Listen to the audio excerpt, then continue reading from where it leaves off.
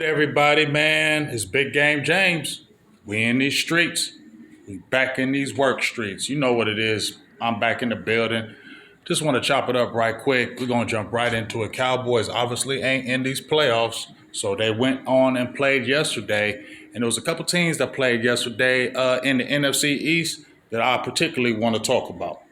So, you know, Eagles yesterday won their game yesterday. Um, Washington pulled it out in a really big victory against those Buccaneers. Eagles didn't have the greatest win, but you know what? It was a W. They got by. They won the game. That's what it is. So I just want to talk about a few things of why I think the Cowboys are always missing the mark. And I'm just going to compare these two franchises that are in the playoffs and compare it to a franchise that's not in the playoffs. First of all, let's talk about these Washington Commanders, right? So these Washington Commanders, obviously, you've seen they're the darlings right now. We talked about with George Carmen. He's been on the best of enemies that they were playing with house money this year, and I said that they were playing with house money this year because this was their first year. So it really didn't matter what happened this year because this was a throwaway year because this was a year where you had a new owner, new GM, new head coach, new quarterback, new everything. Everything came in this thing new. So basically, this could be a throwaway year. Any kind of improvement that you wanted to see would be good as you head into the next year. So I said this year that they would win about 8, maybe 9 games, and they were going to win some games that a lot of people didn't think they were going to win because guess what? They don't have no pressure on them. They don't have the pressure on them of making playoffs every single year. They don't have the pressure of the expectation because there was no expectations for a long time because they weren't winning. So there wasn't no expectations coming into this year. So anything that they won was just good, would be heading on to next year. But lo and behold, they surprised. I told y'all about Dan Quinn. I said he's a fast starter, but then he fizzles later. So yes, I assumed that this was going to happen. This ain't no surprise to me. I said this would happen with Dan Quinn as soon as he got hired with the Washington Commanders. I said the first few years they were going to be in the land of milk and honey. Then after about year 3, then you want to see the downward trend. Now we'll talk about this 3 years later if we're all still around. We'll talk about this and we'll see if I'm correct on that. But as I was saying, Commanders got 12 wins. So I went and did a little bit of history on these Commanders right quick. And guess what? Talking from the ownership to the coaching to the players. So if we're talking about ownership, Daniel Snyder took over, and we all know about Daniel Snyder. He took over the Washington Commanders in 1999. And what do we know about Daniel Snyder? And this was marked, here's some things marked by defiance, public battle, and scandal, right? And they said he always wanted to try to be like Jerry Jones. Always wanted to try to be like Jerry Jones. That was like his big brother. Always trying to be like him, spin, do this, always upstage and whatever.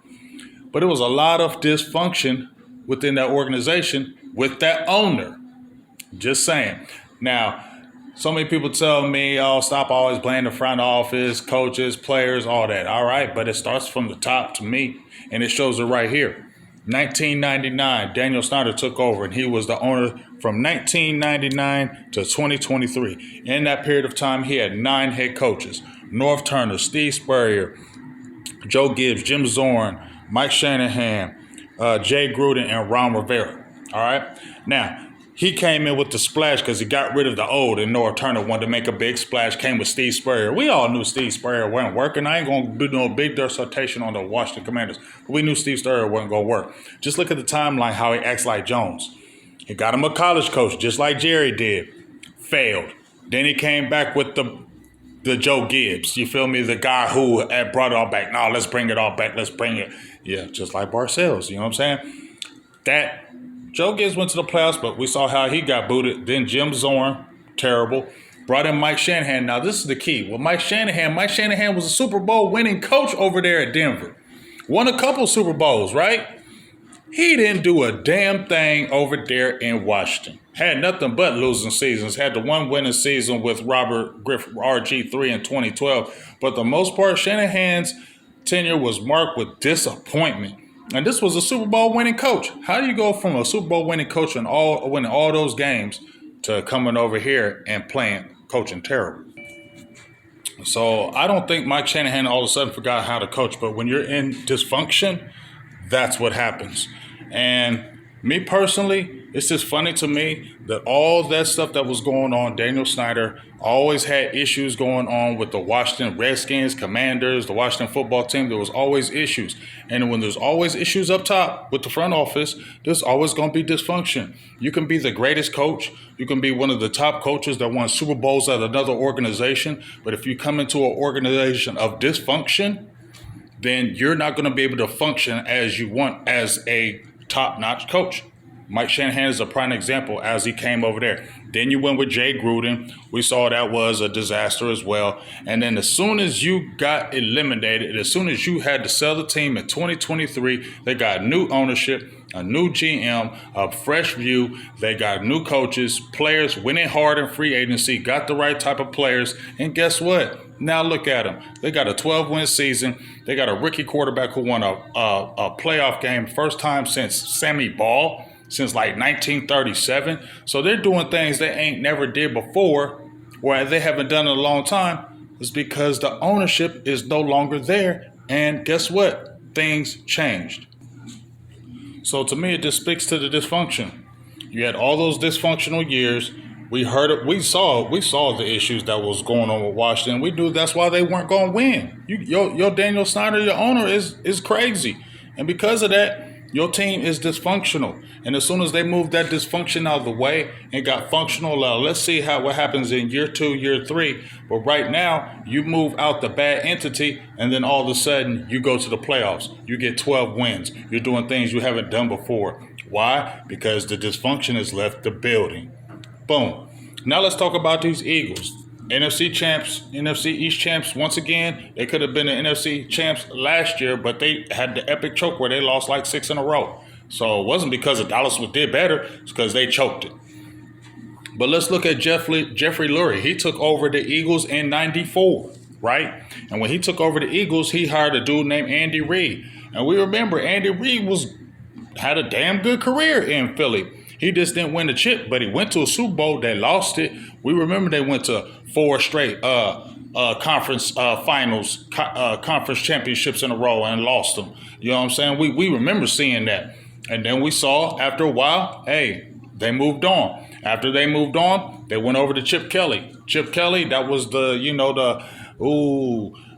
fast offense, whatever. And really, Chip Kelly, he really put a lot of pressure on a lot of teams. He just messed a lot of things up. But guess what? Chip Kelly came over there. They had that little bit. He won games, and they still got rid of him, right? Usher in Doug Peterson. Doug Peterson comes. He gets to a Super Bowl and wins with a backup. You drafted a top quarterback, but you end up winning with a backup. You feel me? And then after Doug Peterson had his little 4 or 5 year run, when Carson Wentz fell off, they drafted Jalen Hurts. Now, this was the move that I ain't going to forget. They had Carson Wentz, who was supposed to be the ballyhoo guy, but after a few years, the injuries started to sour, so they went and drafted another quarterback. They said, bump all that. We're going to draft another quarterback. This was supposed to be the franchise guy. He came in the same time with Dak and was more highly rated than Dak. They were saying he was going to be the guy forever. But after a few years, when that fall off was coming, they moved on. They drafted Jalen Hurts. They said, okay, sorry, Carson Wentz didn't like it, but they didn't care. They took the chance and moved on. And they fired Peterson after you just won a Super Bowl like 2 years ago. That was ballsy and nutsy. Feel me? Then they came with Sirianni. We don't like Sirianni. He might be a jerk, but guess what? He in these playoffs again. You feel me? And and if he beat either the Rams or the Vikings, they'll be right back in that championship game. He already been to a Super Bowl with Jalen Hurts. So under Jeffrey Lurie, you went to the Super Bowl with Andy Reid. You went to the Super Bowl with Doug Peterson and won. And you went to the Super Bowl. And you went to the Super Bowl with Nick Sirianni. You won it with Peterson. and you lost it with Reed, and you lost it with Sirianni, but you still got three of them. You still went to three of them with Sirianni and Peterson and Reed. So you had three different head coaches that you went to Super Bowls with, and all I can say is this. He hired a GM, and we know how Howie does. Howie goes hard in the paint, but he allows him to. They go hard in free agency. They don't sit around. They didn't stand pat, just like with the Washington Commanders. They went hard in free agency. They had a good draft. They had capital. They didn't play around. And that's the problem. You got the Eagles who are competing year in and year out. We don't know about that Commanders right now, but with the new ownership, they've already got the good start. And here we got Dallas, who is going to win games. They're going to win games because of the talent that they have on the team. But at the end of the day, there's still that dysfunction up top. And when I asked, man, we should get Mike McCarthy over here after he got released by Green Bay, I wanted Mike McCarthy because I said they always kicking Dallas's ass. But then I got to thinking, that ain't something to brag about because Jason Garrett was an underachiever to me. So you was beating a Dallas team that was underachieving. So that wasn't something I really should lay my head on. Because when I go back to your Green Bay career with Mike McCarthy, and something just came in, I didn't get to see it. Let me check why it. Oh, okay. Well, we already know. So while I was doing this show, we just learned that Mike McCarthy will not be the coach of the Dallas Cowboys any longer. Just in. So it remains to be seen who's going to be the coach. Mike Vrabel is already off the table. I told y'all we'll take a Deion Sanders, but we don't look like he's going to be the guy. Bill Belichick is already gone. So this was my narrow list. I said either Mike McCarthy, Mike Vrabel, Kellen Moore, Mike Zimmer. Hell, Pete Carroll might be the coach. For real, another old-ass coach. They're probably going to interview Pete Carroll now, his old ass. Let's throw him in the mix. It's going to be somebody old. I can see if they hire Zimmer, boy, I'm going to be pissed. You should just keep Zimmer as the defensive coach. But we're about to find out who's going to be the next head coach of the Dallas Cowboys. So it's going to be interesting. You know what I'm saying?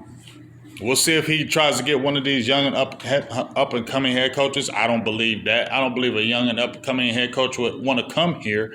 But it's the Dallas Cowboys. They got talent. That's what it is. I was going to say, all I'm going to do is say this. I had to pause right quick because, I'm at these work streets. All I'm going to say is this. Whoever you hire better not be a defensive coach. He better not be a defensive coach because you need an offensive coach to run this. And you better find a coach that can really help Dak get to the next level, for real. Because I'm going to be honest with you, I was talking about McCarthy, how he was an underachiever, even though he went to all those playoffs right there. You had Aaron Rodgers and y'all won a lot of games, but you only won one chip. With that type of talented quarterback, you should have won at least another one. You went to two other championship games, NFC championship games. You got conservative in 2014. Things happened. 2016, we saw what happened against the Falcons.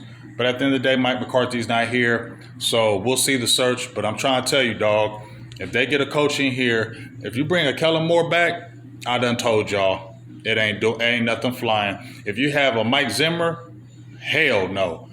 Pete Carroll, I wouldn't even want no Pete Carroll because he just old and outdated. Y'all need some young, innovative, fresh mind up in here. You need to take a chance, Jerry. That's what you need to do. Go with the unknown. It's okay. Stop going with everything you always know and what's comfortable and what's familiar to you and what's easy. Go actually do a real search on the coach. Do a real ass search on the coach and and give this coach some power. I don't care if he's new and from the outside coming in. Give that some coach some authority. Give that coach some power, and let him be able to do how he wants to do. You get what I'm saying? But you better get a coach that can elevate Dak. I'm gonna keep it real, because I like Dak. You know what I'm saying? But like Mike McCarthy was underachieving, I like Dak, but he don't arrive in big games. He's not a big game quarterback to me. And like if we had like a Jim Harbaugh, I feel like a Jim Harbaugh can make Dak become that, because he did it with Alex Smith. He did it with even Herbert, but we saw how Herbert choked, so I ain't saying nothing about him. But we need a guy who can really help Dak take his game to the next level and be able to make them be able to play in big games. Because right now, as much as I love Dak, he just not a big game quarterback. In the biggest games, he just don't make it. Now, maybe we need a coach that can help bring that out of him, because if that continues to be the case, Dallas still going to fail. So I need an offensive mind, in my opinion. You need a younger mind, in my opinion, and you need somebody that you can actually get some authority and help bring Dak's game up. The team as a whole, but particularly Dak Prescott. Because if you don't, man, dog, it's going to be the same old thing. So we'll see. It'll be interesting to see who'll be this new coach. But that's just my thoughts. Starts at the top. Dysfunction in Washington. It's gone. Oh, it's a coincidence. They make the playoffs, win 12 games. Jeffrey Lurie stays out the way, lets his GM be aggressive and be able to cook. They in, year out, they're competing for a chip. Dallas Cowboys, they comfortable. They want to do it their way. They don't want nobody telling them what to do. They like to stay in their safe zone. And as long as they stay there, they're going to win games, but they ain't going to never take the next step. So unless they get out their own way, it's still going to be the same damn thing, no matter who coach comes here.